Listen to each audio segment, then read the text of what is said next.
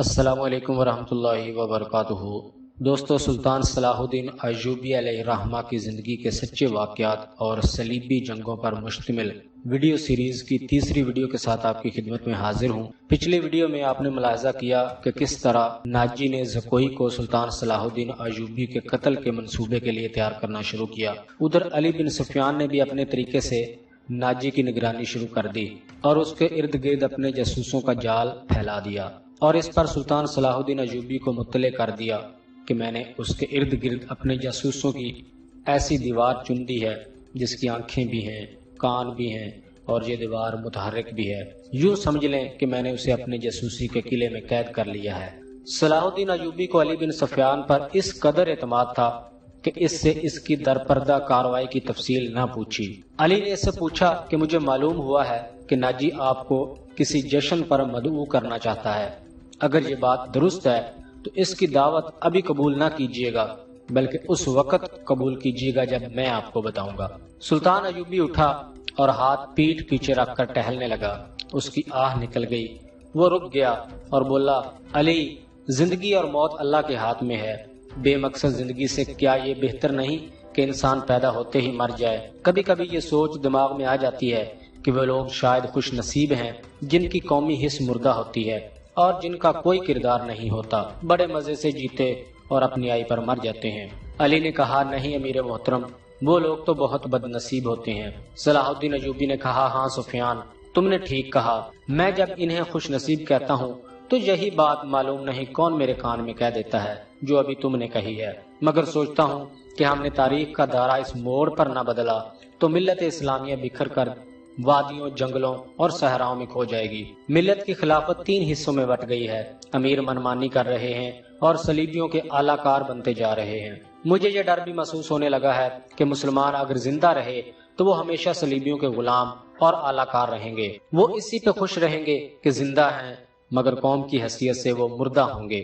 ذرا نقشہ دیکھو علی، آدھی صدی میں دیکھو ہماری سلطنت کا نقشہ کتنا سکڑ گیا ہے۔ وہ خاموش ہو گیا، سر جھکا کر ٹہلنے لگا، پھر اچانک رکا اور سر کو جھٹک کر علی بن سفیان کو دیکھا اور کہنے لگا، جب تباہی اپنے اندر سے اٹھے تو اسے روکنا محال ہو جاتا ہے۔ اگر ہماری خلافت اور عمارتوں کا یہی حال رہا تو صلیبیوں کو ہم پر حملے کرنے کی ضرورت پیش نہیں آئے گی۔ وہ آگ جس میں ہم اپنا ایمان، اپنا کردار اور اپنی قومیت جلا رہے ہیں، اس میں صلیبی آہستہ آہستہ تیل ڈالتے رہیں گے۔ ان کی سازشیں ہمیں آپس میں لڑاتی رہیں گی۔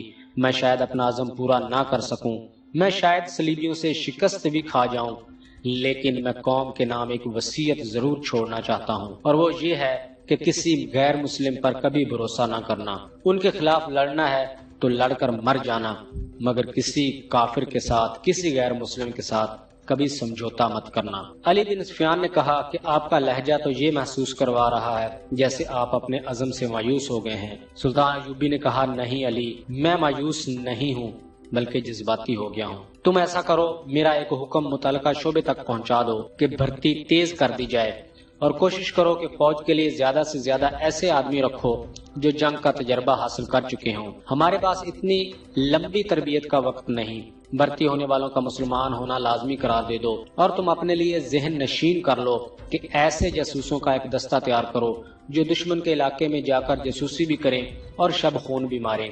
یہ جہاں بازوں کا دستہ ہوگا، انہیں خصوصی تربیت دو، ان میں یہ صفات پیدا کرو کہ اونٹ کی طرح زیادہ سے زیادہ عرصہ پیاس برداشت کر سکیں، ان کی نظریں عقاب کی طرح تیز ہوں، ان میں صحرائی لومڑی کی مکاری ہو، اور وہ دشمن پر چیتے کی طرح جپٹنے کی مہارت، دلیری اور طاقت رکھتے ہوں، ان میں شراب، حشیش وغیرہ کی عادت نہ ہو، اور عورت کے لیے ان کے جذبات برف کی طرح ٹھنڈے ہوں۔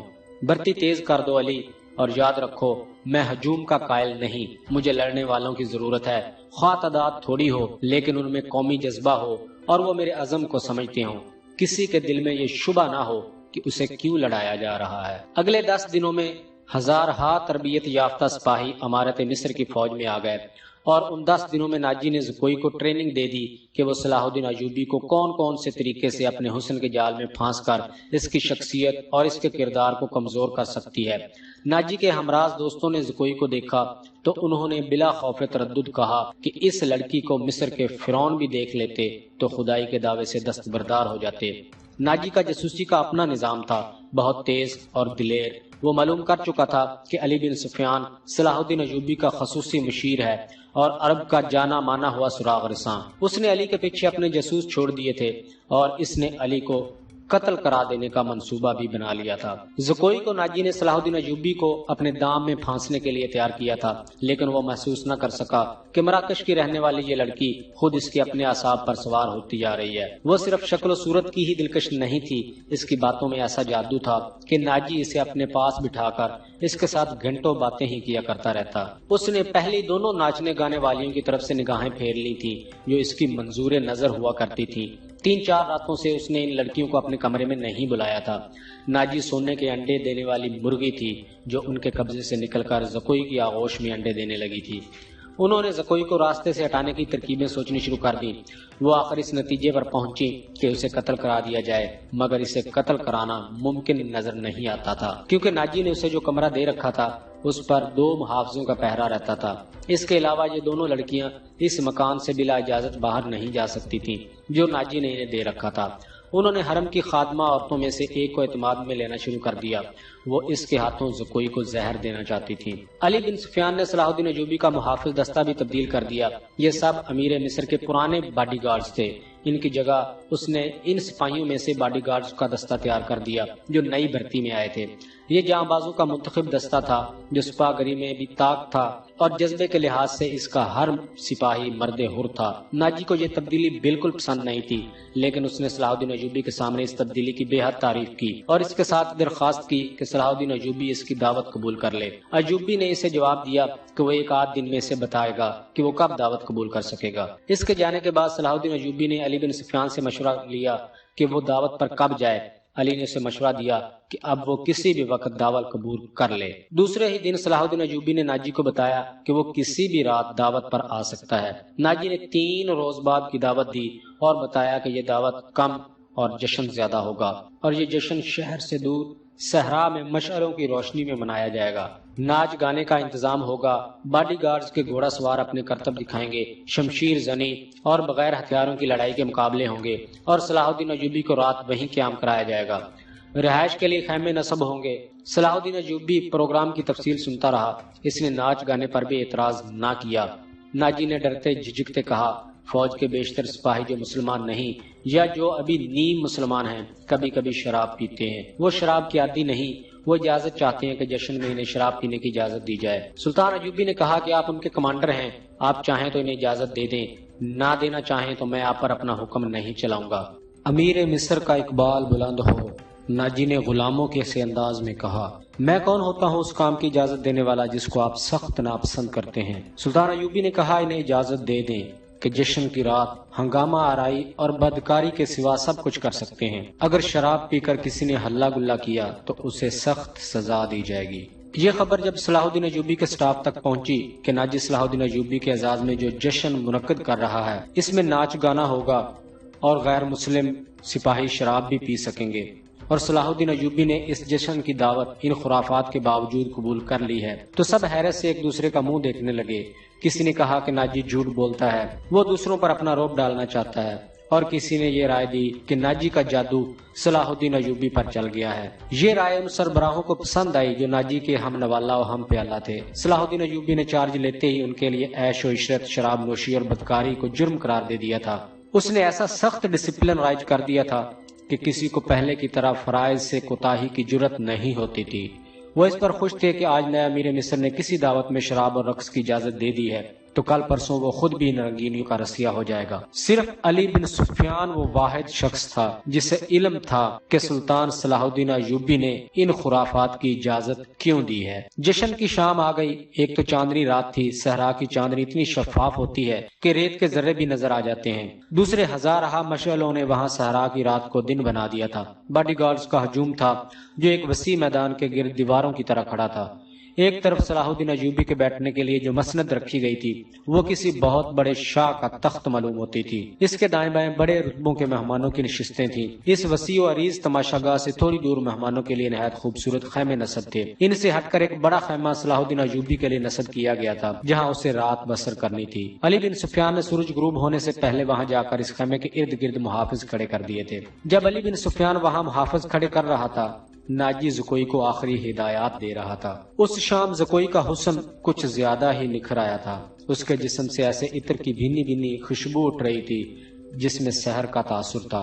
اس نے بال اریاں کندھوں پر پھیلا دیے تھے۔ سفید کندھوں پر سیاہی مائل بھورے بال زاہدوں کی نظروں کو گرفتار کرتے تھے۔ اس کا لباس اس قدر باریک تھا کہ اس کے جسم کے تمام نشیب و فراز صاف نظر آتے تھے۔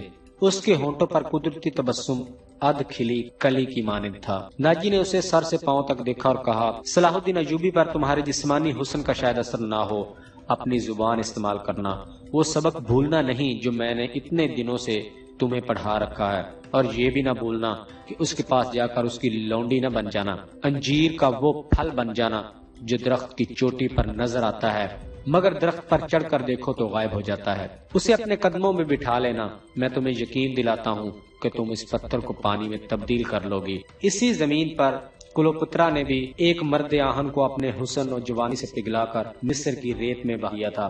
کلوپترا تم سے زیادہ خوبصورت نہیں تھی، میں نے تمہیں جو سبق دیے ہیں وہ کلوپترا کی چالیں تھیں، عورت کی یہ چالیں کبھی ناکام نہیں ہو سکتی۔ زکوئی مسکرا رہی تھی اور غور سے اس کی باتیں سن رہی تھی۔ مصر کی ریت نے کلوپترا کو حسین ناگن کی طرح جنم دیا تھا۔ مصر کی تاریخ اپنے آپ کو دہرانے والی تھی۔ سورج غروب ہو گیا تو مشعلیں جل اٹھیں۔ صلاح الدین ایوبی گھوڑے پر سوار ہو کر وہاں پہنچ گیا۔ اس کے دائیں بائیں آگے اور پیچھے اس کے محافظوں کے گھوڑے تھے جو علی بن سفیان نے منتخب کیے تھے۔ اسی دستے میں سے اس نے 10 محافظ شام سے پہلے ہی یہاں لا کر صلاح الدین ایوبی کے خیمے کے ارد گرد کھڑے کر دیے تھے۔ سازوں نے دف کی آواز پر استقبالیہ دھن بجائی اور صحرا امیر مصر صلاح الدین ایوبی زندہ باد کے نعروں سے گونجنے لگا۔ ناجی نے آگے بڑھ کر استقبال کیا اور کہا، آپ کے جان نثار عظمت اسلام کے پاسبان آپ کو بسر و چشم خوش آمدید کہتے ہیں۔ ان کی بے تابیاں اور بے قراریاں دیکھیے، آپ کے اشارے پر کٹ مریں گے۔ نیز اسے خوش آمد کے لیے جو بھی الفاظ یاد آئے اس نے کہہ ڈالے۔ جو ہی صلاح الدین ایوبی اپنی شاہانہ نشست پر بیٹھا، سرپٹ دوڑتے گھوڑوں کی ٹاپوں کی آوازیں سنائی دی۔ گھوڑے جب مشعلوں کی روشنی میں آئے تو سب نے دیکھا کہ 4 گھوڑے دائیں سے اور 4 بائیں سے دوڑتے آ رہے تھے۔ ہر ایک پر ایک سوار تھا۔ ان کے پاس ہتھیار نہیں تھے، وہ ایک دوسرے کے آمنے سامنے آ رہے تھے۔ صاف ظاہر تھا کہ وہ ٹکرا جائیں گے۔ کسی کو معلوم نہیں تھا کہ وہ کیا کریں گے۔ وہ ایک دوسرے کے قریب آئے تو دونوں فریقوں کے سوار رکابوں میں پاؤں جما کر کھڑے ہو گئے۔ پھر انہوں نے لگامیں ایک ایک ہاتھ میں کر لی اور دوسرے بازو پھیلا دیے۔ دونوں اطراف کے گھوڑے بالکل آمنے سامنے آ گئے اور سواروں کی دونوں پارٹیاں ایک دوسری سے الجھ گئیں۔ سواروں نے ایک دوسرے کو پکڑنے اور گھوڑے سے گرانے کی کوشش کی۔ جب گھوڑے آگے نکل گئے تو 2 سوار جو گھوڑوں سے گر پڑے تھے ریت پر کلا بازیاں کھا رہے تھے۔ ایک طرف کے ایک سوار نے دوسری طرف کے ایک سوار کو ایک بازو میں جکڑ کر اسے گھوڑے سے اٹھا لیا تھا اور اسے اپنے گھوڑے پر ڈال کر لے جا رہا تھا۔ ہجوم نے اس قدر شور برپا کیا کہ اپنی آواز اپنے آپ کو بھی سنائی نہیں دیتی تھی۔ یہ سوار اندھیرے میں غائب ہوئے تو دونوں طرف سے 4 اور گھوڑے آئے اور اسی طرح مقابلہ ہوا۔ اسی طرح 8 مقابلے ہوئے اور اس کے بعد شتر سوار آئے۔ پھر گھوڑا سواروں اور شتر سواروں نے سواری کے متعدد کرتب دکھائے۔ اس کے بعد تیغ زنی اور بغیر ہتھیاروں کی لڑائی کے مظاہرے ہوئے جن میں کئی ایک سپاہی زخمی ہو گئے۔ صلاح الدین ایوبی شجاعت اور بے خوفی کے ان مظاہروں اور مقابلوں میں جذب ہو کے رہ گیا تھا۔ اسے ایسی ہی بہادر فوج کی ضرورت تھی۔ اس نے علی بن سفیان کے کان میں کہا، اگر اس فوج میں اسلامی جذبہ بھی ہو تو میں صرف اسی فوج سے صلیبیوں کو گھٹنوں بٹھا سکتا ہوں۔ علی بن سفیان نے وہی مشورہ دیا جو وہ پہلے بھی دے چکا تھا۔ اس نے کہا، اگر ناجی سے کمان لے لی جائے تو جذبہ بھی پیدا ہو جائے گا۔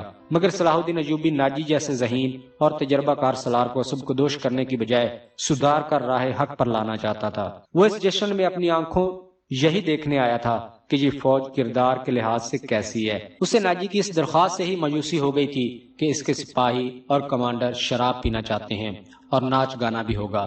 صلاح الدین ایوبی نے اس کی درخواست اس وجہ سے منظور کی تھی کہ وہ دیکھنا چاہتا تھا کہ یہ لشکر کس حد تک عیش و عشرت میں ڈوبا ہوا ہے۔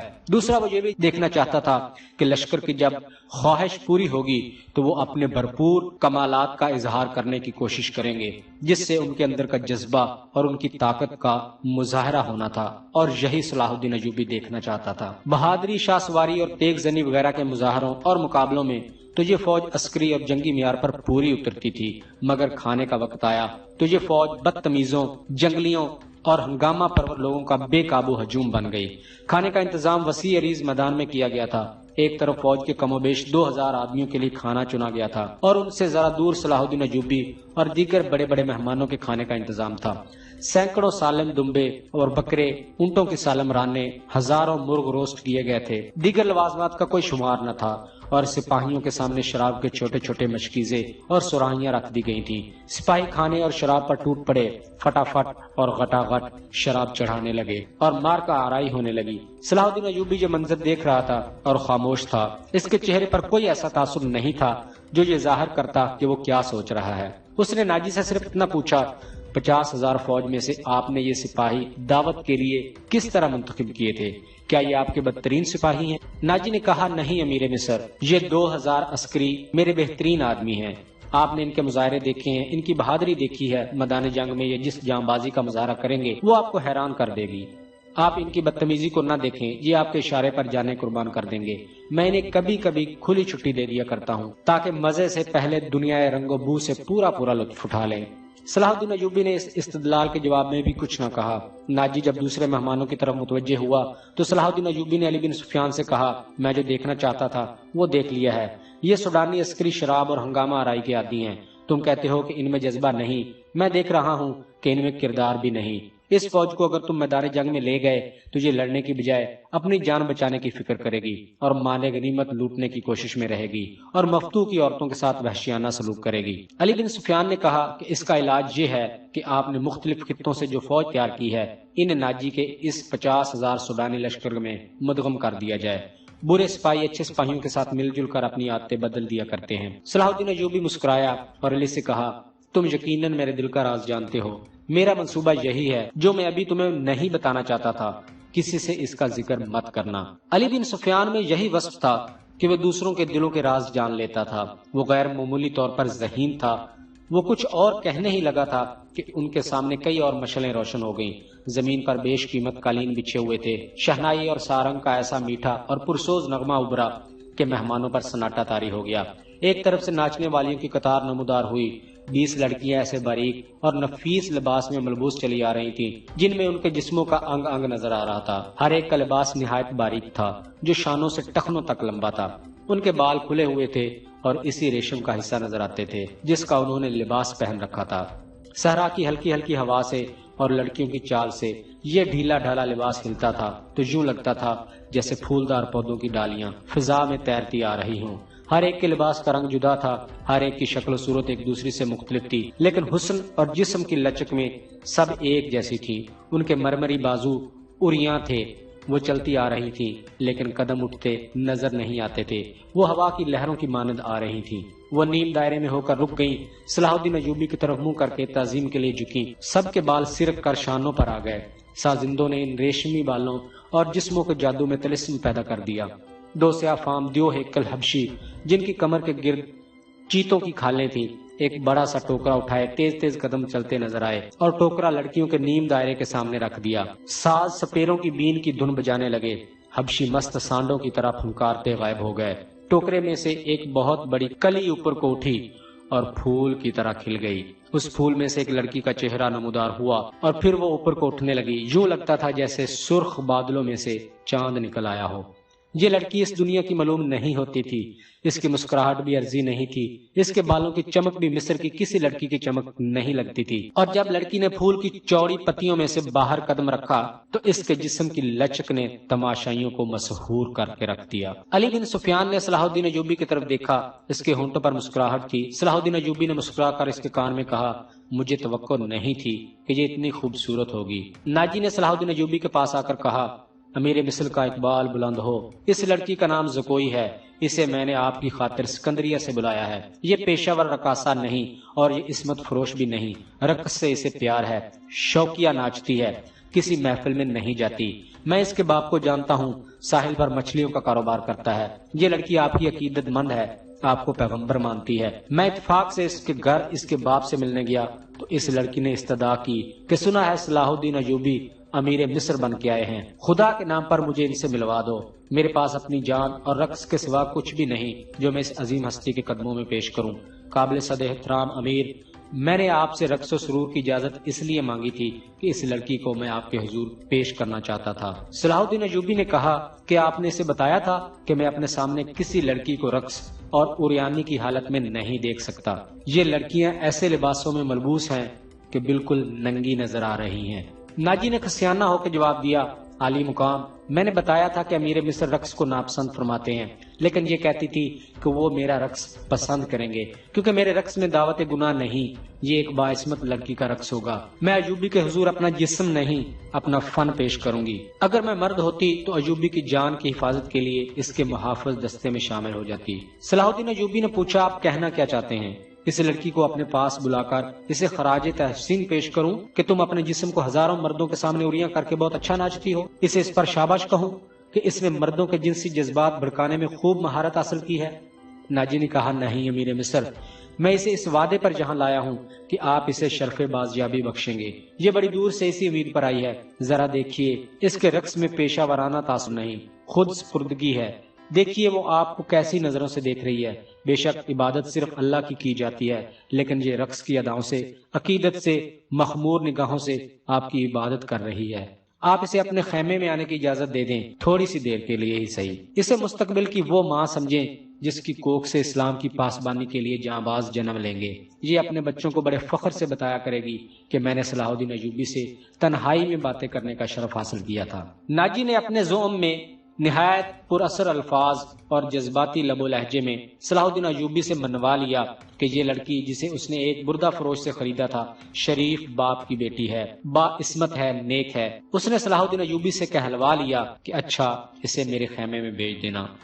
زکوئی نہایت آہستہ آہستہ جسم کو بل دیتی اور بار بار صلاح الدین ایوبی کی طرف دیکھ کر مسکراتی تھی۔ باقی لڑکیاں اس کے گرد تتلیوں کی طرح اڑ رہی تھیں۔ یہ اچھل کود والا رقص نہیں تھا۔ مشلوں کی روشنی میں کبھی تو یوں لگتا تھا جیسے ہلکے نیلے شفاف پانی میں جل پریاں تیر رہی ہوں۔